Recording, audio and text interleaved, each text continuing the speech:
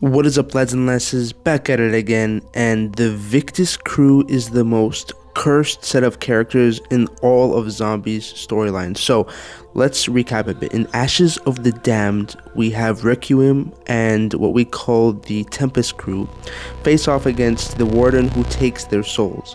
And we fight a little bit, and we finally get our souls back, and that's pretty much the end, right? I think Dempsey and Maya get their souls back after a long and arduous Easter egg.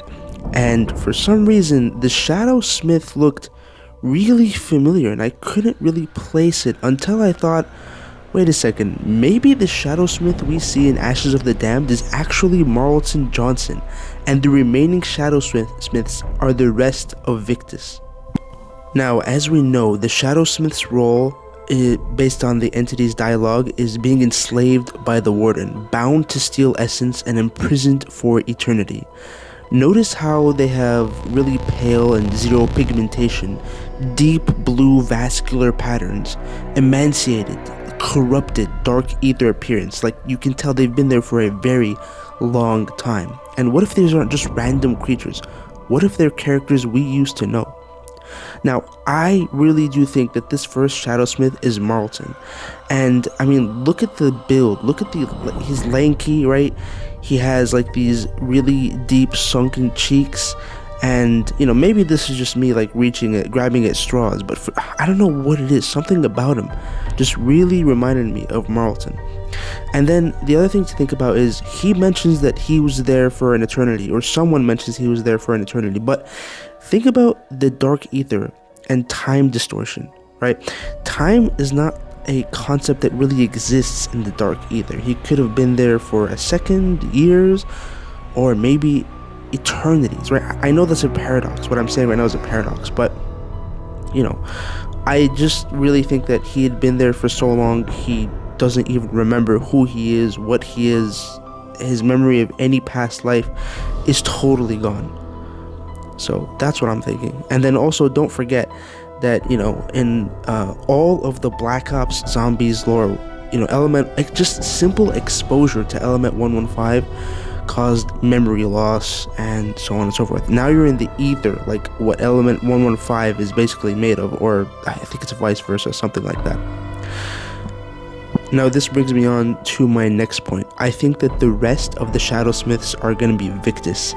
The last time we saw Victis, they were banished into the Dark Aether, and that's all we've ever known about them. And to me, it makes sense. It makes sense that maybe these are like the first set of, you know, interesting or valuable souls to the Warden that he kind of collected. And there was we haven't seen a single semblance. Like, guys, really, like they made an entire remake or inspired, you know, map based off of Transit with Ted and so many different references to the Black Ops 2 map. And you guys really think that they wouldn't just throw a bone in there for us? They wouldn't if they decided that they didn't have the budget or the time to give us anything about Transit, they wouldn't have thrown like at least some kind of visual or sound reference to them at all, unless they were going at a very mysterious angle, like plot twist angle that we would not have guessed. I really think that this is it. And if you guys think about it, there are 4 maps ahead, and I think that the next 3 maps, obviously we all know that this is an inverse of Black Ops 3 where they try to get rid of their souls, but in here they're trying to get their souls back. And I think that the next 3 maps are going to be the next set of Shadow Smiths that you get your souls back, and I really do feel like that the next set of Shadow Smiths are going to be the next few characters. And I think the second map is actually going to be Misty, because when the Easter egg is completed for Ashes, the announcer, who is supposed to be the Shadow Smith, is a female character. If you continue on without exfilling, guys, that has to be Misty. So that's what I'm thinking there. The next point that I have is just look at the visual comparison. Look at how Requiem and Tempest look after the Warden takes their souls. You can see that they lose their pigmentation, they're becoming pale, you can see their veins are really blue. To me, that looks like early stage Shadow Smith symptoms. That looks like what, like the first kind of evolution of what a Shadow Smith looks like. And then the actual Shadow Smith looks like someone who's been that for a very, very long time, an advanced version of that same corruption. So that's part of the reason why, and I think like Tempest is starting to see that, but Victis had been that for a very, very long time.